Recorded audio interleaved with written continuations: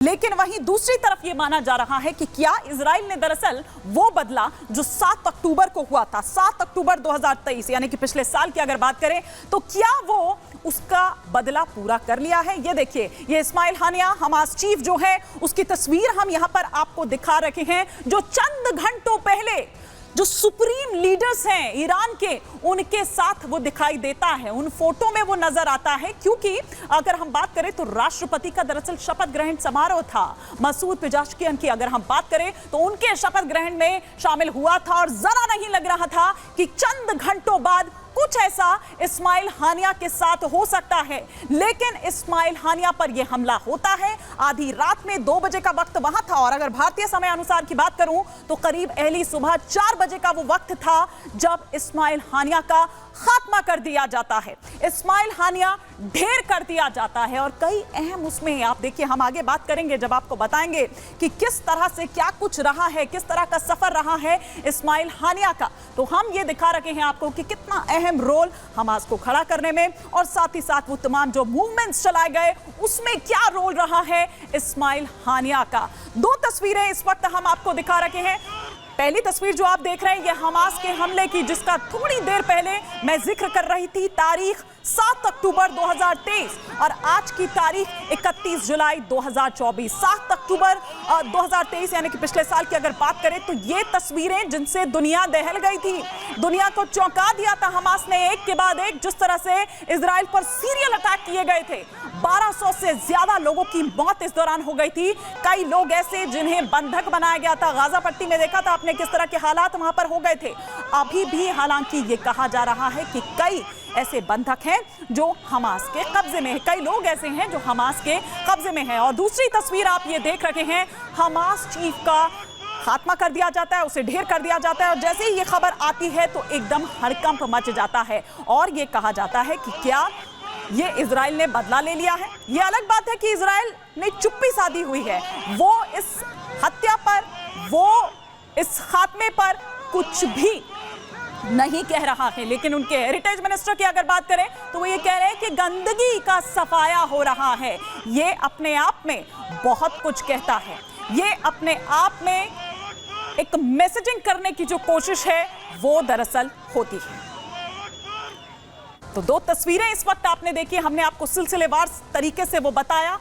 7 अक्टूबर से लेकर 2023 यानी कि पिछले साल से लेकर आज 31 जुलाई, 30 जुलाई की अगर बात करें, कल 30 जुलाई और आज 31 जुलाई 2024 तक का ये सफर। ये जो इस वक्त तस्वीरें आप यहां पर देख पा रहे हैं ये कल की है। ये ईरान के नए राष्ट्रपति मसूद पेज़ेश्कियान की अगर बात करूं तो उनके शपथ ग्रहण समारोह की ये तस्वीरें हैं जो इस वक्त आप यहां पर देख पा रहे हैं। यहां पर हुती नेता आप देख रहे हैं मोहम्मद अब्दुल सलाम को, यहां पर हिजबुल्लाह का जो डेप्यूटी चीफ है नासिम कासिम को आप यहां पर देख रहे हैं, साथ ही साथ जायद उल नखला को आप यहां पर देख रहे हैं जो इस्लामिक जिहाद मूवमेंट का है। और यहां आप देख रखे हैं हमास चीफ इस्माइल हानिया को।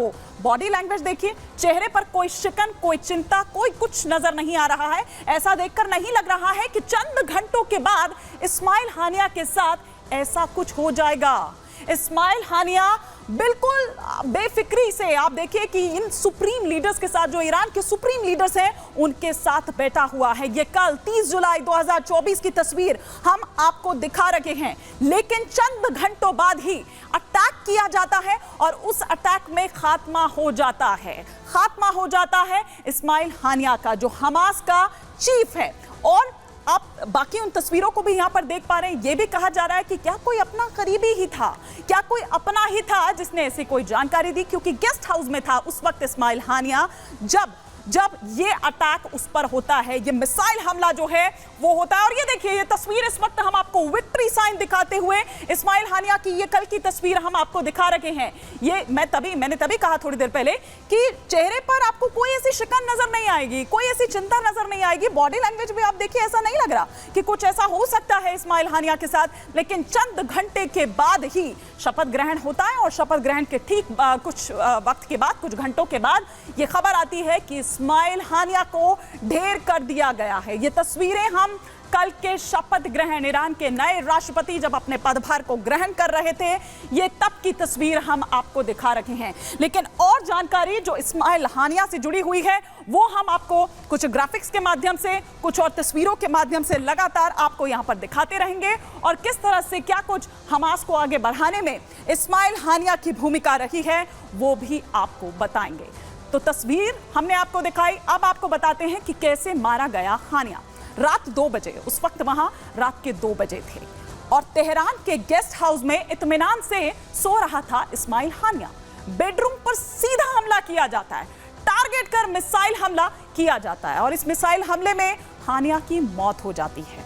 गेस्ट हाउस IRGC संचालित करता है। IRGC यानी ईरानियन रिवॉल्यूशनरी गार्ड्स कॉर्प्स। तो आखिर क्या यहां पर ऐसा होता है, क्या टिप ऑफ किसी को दिया जाता है, वो गेस्ट हाउस में है। और देखिए, इससे पहले कि मैं आपको एक और तस्वीर दिखाऊं, यहां आपको एक जानकारी देनी जरूरी है कि वो सबसे सुरक्षित इलाका था जहां पर इस्माइल हानिया रह रहा था। और राष्ट्रपति भवन से अगर हम वहां पर बात करें तो 150 मीटर की दूरी महज थी, लेकिन उसके बावजूद ये हमला हो जाता है। तेहरान, ईरान का तेहरान, जहां पर वो गेस्ट हाउस था, वहां हम आपको बता रहे हैं कि दरअसल वहां वो रह रहा था, लेकिन उसके बावजूद ऐसा हो जाता है। और ये देखिए, शपथ ग्रहण की तस्वीरें इस वक्त हम आपको दिखा रहे हैं और यहां इस्माइल हानिया को आप बैठे हुए देख रहे हैं उन तमाम सुप्रीम लीडर्स के साथ। यहां पर वो हुती नेता हो, इस्लामिक जिहाद मूवमेंट के हो, वो तमाम लीडर्स जो हैं वो यहां पर बैठे हुए हैं। और इस्माइल हानिया का यही आखिरी वीडियो है, ये शपथ ग्रहण में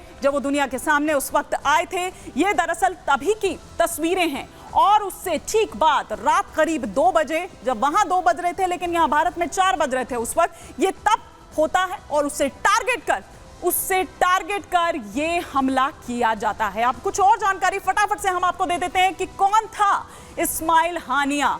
1962 में गाजा पट्टी के जो शरणार्थी शिविर हैं उसमें इस्माइल हानिया का जन्म हुआ था। 1985 में मुस्लिम ब्रदरहुड के छात्र परिषद का प्रमुख बना ये। 1989 की अगर बात करें तो गाजा इस्लामिक यूनिवर्सिटी से उसने ग्रेजुएशन की थी।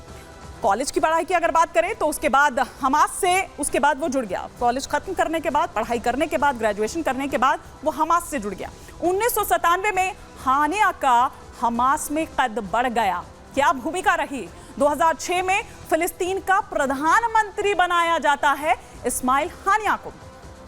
फिर 2007 में प्रधानमंत्री पद से बर्खास्त कर दिया जाता है इस्माइल हानिया को। 2016 में हमास का फिर प्रमुख बनाया गया था इस्माइल हानिया। 2017 में खुद को फिलिस्तीन का PM घोषित कर दिया खुद इस्माइल हानिया ने। तो ये हम आपको बता रहे हैं सिलसिलेवार तरीके से कि कौन था दरअसल इस्माइल हानिया। लेकिन मोसाद की अगर हम यहां पर बात करें, द किलिंग मशीन, इजराइल की खुफिया एजेंसी है मोसाद। कौन है वो हम यहां आपको बता रहे हैं। इजराइल की खुफिया एजेंसी है, दुनिया की सबसे खतरनाक खुफिया एजेंसीज में मानी जाती है मोसाद। दुश्मन को कतई नहीं छोड़ती है, मतलब एक बार अगर दुश्मन ने कुछ ऐसा हिमाकत कर दी तो फिर उसके बाद उसको खत्म करके, उसका खात्मा करके ही दम लेती है। दुश्मन को पाताल से भी ढूंढ कर खात्मा कर दिया जाता है। इसीलिए मैंने कहा कि जिस जगह पर इस्माइल हानिया रह रहा था वो सबसे सुरक्षित इलाका ईरान का था। वो तेहरान में रह रहा था, जिस गेस्ट हाउस में वो रह रहा था वो सबसे सुरक्षित था। कई देशों में मोसाद का खुफिया नेटवर्क है और बारीकी से ऑपरेशन की जो प्लानिंग है उसको अंजाम देता है। कानो कान किसी को भी खबर नहीं लगती है। इसीलिए मोसाद द किलिंग मशीन, इसको हमने यहाँ नाम दिया है। जासूसों के जरिए एकदम सटीक जानकारी जो है वो मोसाद हासिल करता है। और ऐसी ही जो तमाम जानकारियां हैं कि उसके बाद कहां जाएगा इस्माइल हानिया, क्या करेगा, क्या क्या उसके वेयर अबाउट्स हैं, उसकी जानकारी ली और फिर उसके बाद टारगेट कर मिसाइल से उस पर हमला कर दिया जाता है। मुश्किल से मुश्किल मिशन में भी कामयाबी जो है वो दरअसल हम यहां पर आपको दिखा रहे हैं।